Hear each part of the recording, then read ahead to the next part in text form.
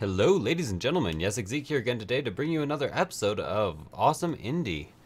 And today we're going to be looking at Knytt Underground, as you can see there. And this game is currently available on PSN for PlayStation 3 or for PS Vita, and also on computer, but not on Steam. There's a couple purchase options there, and it goes for about 15 bucks. Now this is an exploration game, and at first glance it kind of reminded me of a Metroid or Castlevania game, but it's more of a puzzle platformer than those games. You start in the game, and these are save points, by the way, just right here. You start in the game, and you basically just start exploring.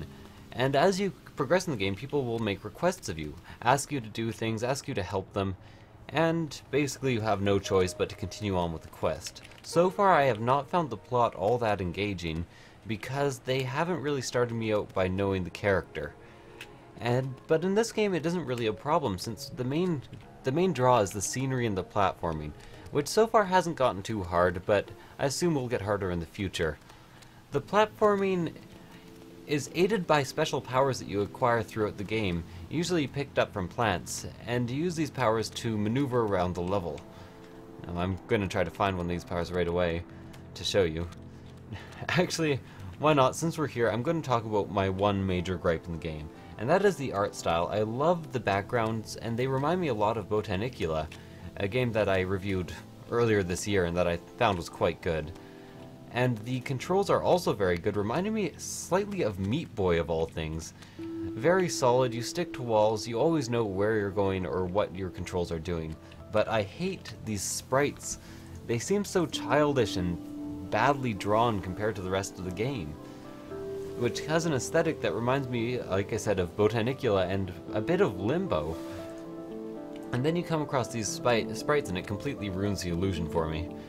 But that doesn't matter since there hasn't been all that much dialogue in this game, and I have not cared too much about the sprites.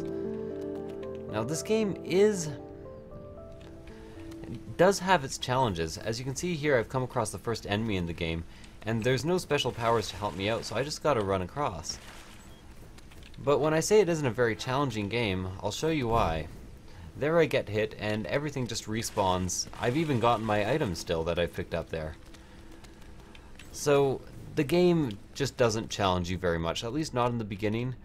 But it kind of makes up for that by being really, really nice and ambient, having good music, having good art, and having good controls. It's amazing how important good controls are in a game like this, because if you couldn't move around properly, it would make it so much less enjoyable. So moving on here, what I have to talk about. Price point. It is a bit high. To me, I would probably pay $10 for this game, maybe even $7, but I wouldn't pay the current $15. Now, even though the price point is a bit high in my opinion, some people, just for the exploration, might really enjoy this. And I wouldn't blame them for it. It's a good game, it's well designed, and if exploration is your thing, this is definitely the game you want to be purchasing.